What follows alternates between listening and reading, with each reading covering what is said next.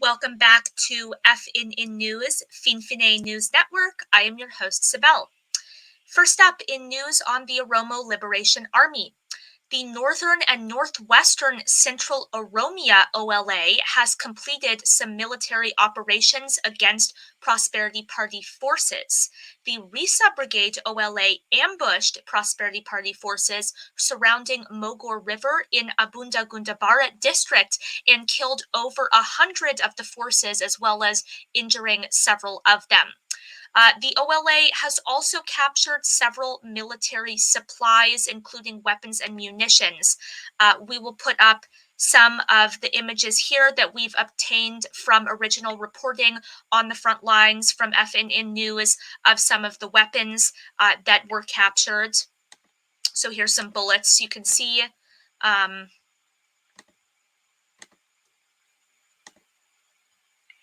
Here is another image we've obtained of weapons that were captured by these OLA units.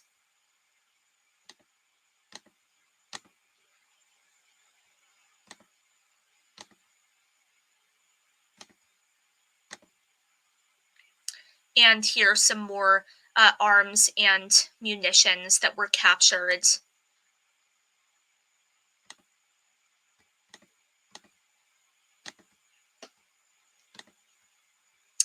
And we have a quote from the Risa Brigade commander, Abdi Duga, who said that the OLA is ready to mitigate the military campaigns against Oromo civilians, he said, are civilians by Prosperity Party forces and Amhara terrorists.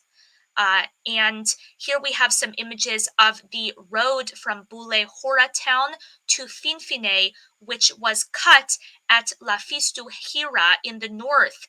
And the road from Bule Hora to Kenya was also cut at Afar in the south by the OLA that is based in the West Guji zone that occurred today, February 18th.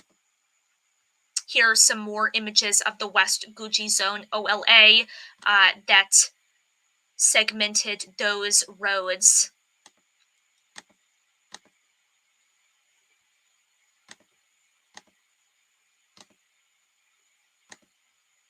We just have a couple more images here obtained from original reporting.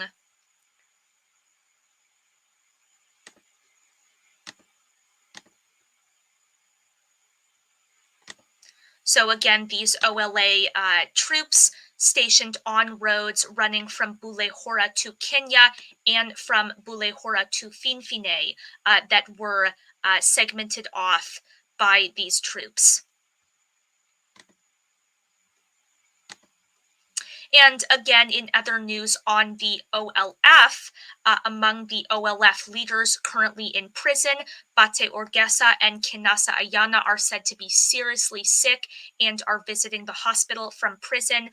This comes after news that was reported previously by FNN that a number of the OLF leaders that have been continuously imprisoned by Prime Minister Abiy's government had to be airlifted to the hospital after they undertook a hunger strike, which left them in critical condition.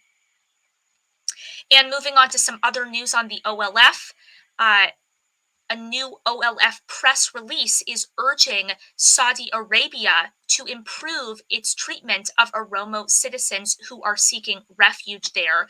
We'll put up this press release.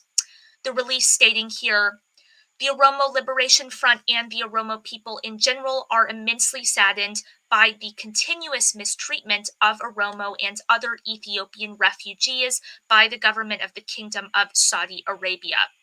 And this press release goes on to state that according to previous reports, many Ethiopian refugees, around 95% of whom are reportedly Oromos, are currently detained in Riyadh and in Jeddah and are being held in inhumane conditions in which they are not given access to food, water, clothing, or other medicine. And this press release calling on human rights organizations internationally, including the ICRC, the UNHCR, and the UNHRC, to get involved in this situation and to help out those Oromo refugees. FNN has, of course, previously reported on the inhumane conditions of many Oromo refugees, including in Saudi Arabia, that have so far not been improved upon. And in other news, a conflict broke out earlier this month in an Eritrean refugee camp in Afar, leading to multiple deaths. According to some refugees reporting from the camp called the Barale camp, the fighting left 5 dead, multiple women were kidnapped, and property was looted. At the moment, however, news reports have not yet indicated who perpetrated that conflict. The UN Refugee Agency, UNHCR, did release a statement after its investigation of the attack, stating that it is, quote, working with the Ethiopian authorities and partners to provide emergency aid to thousands of Eritrean refugees who fled the refugee camp and its environs in the Afar region after fighting engulfed the area. According to that agency, over 4,000 refugees are currently located in Samara, with 10,000 living in the town of Afdera, which is approximately 225 kilometers away. The UN has been reporting on the destruction of a number of different camps that were housing Eritrean refugees during this year's conflict, including other camps like the Hitsats and Chimelba camps, which are located in the northern Tigray region. And in other news, UN Deputy Secretary General Amina Mohammed recently concluded her trip touring Ethiopia. She went to various different areas affected by the conflict, including Amhara, Afar, Tigray. During a press conference after this trip, she said that the talks would continue and there is certainly less hostility than there was a few months ago. However, she was questioned by a reporter who asked her why she had made no reference to atrocities that were committed during the conflict, as well as the detainment of UN employees. Mohammed said she had spoken with some government officials about those cases from UN employees and said that 3 had still not been released.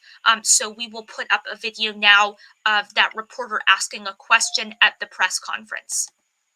A press statement issued after your visit to Ethiopia makes no reference to the atrocities and the need for justice and accountability. You're quoted as saying, when we find peace, we can begin the journey back to economic recovery and the restoration of dignity and livelihoods. It's a very humanitarian-centric statement, zero reference to the atrocities, and in addition, the questionable treatment of UN staff during this conflict. Some would argue it's a rather blithe statement.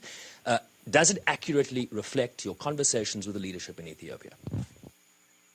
No, it doesn't actually. Now that you say that, I was in 2 minds whether to give that press briefing or not. I was actually getting on a plane that doesn't belong to the UN. It's Emirates. And so I really had, and was it, do we speak to the press at all, or do we just go? How could you possibly have gone to a country that has so much conflict and concerns for the international community and not say anything? Absolutely not. I think without a shadow of a doubt, justice and accountability has to be had.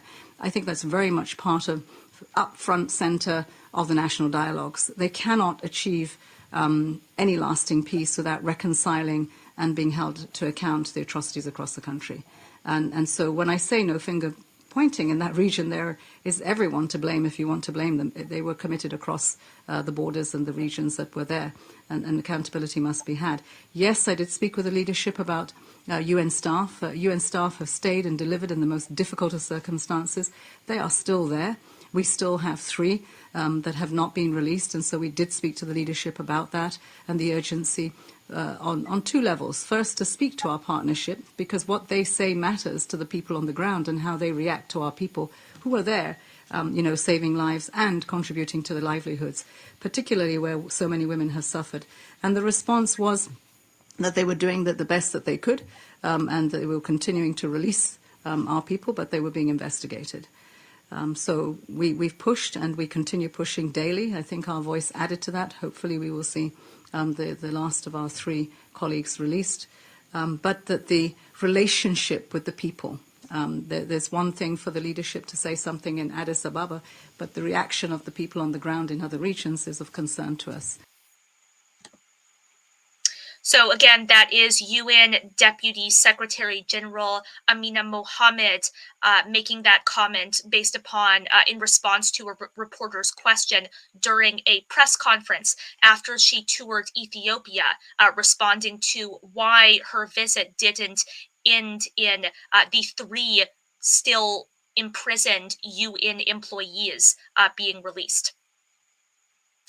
And in other news, Amnesty International has accused TPLF-affiliated fighters of murdering and gang raping dozens of people in towns in Amhara. According to a report, those incidents took place in Chena and in Kopo in late August and early September 2021, after the TPLF had taken control of that area, putting the report up now.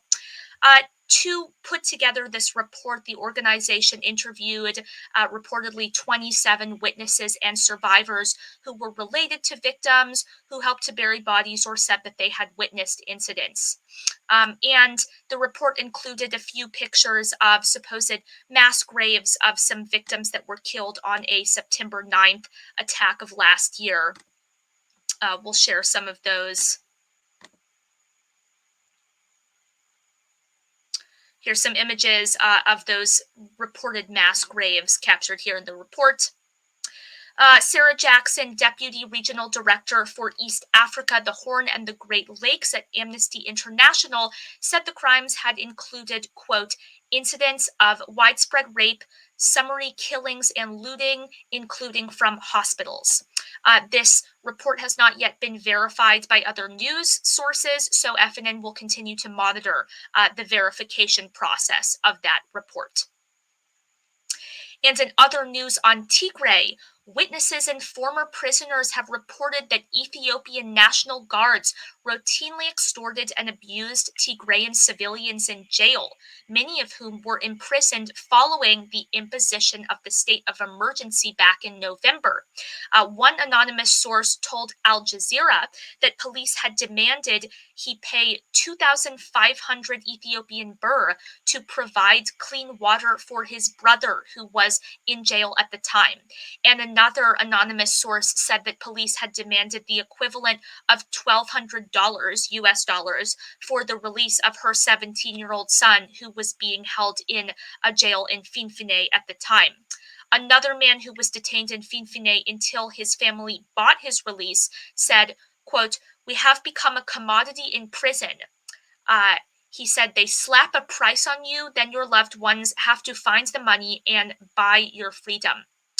Following the publication of these reports, Al Jazeera, who did some of this reporting, did reach out to the government, to Ethiopia's Ministry of Justice in particular, and they received a reply conceding that those incidents of bribery had occurred, stating, quote, in response, "Several federal and municipal police commission members have been charged with bribery." And that is all the news for today. We'll continue to update our audience on recent affairs and goings-on in Oromia, as well as what is going on with the conflict between Prosperity Party forces and the OLA, and of course the state of those prisoners and their recovery in the hospital from the hunger strike. Thanks again for watching FNN News, Finfinne News Network, and I am your host, Sibel.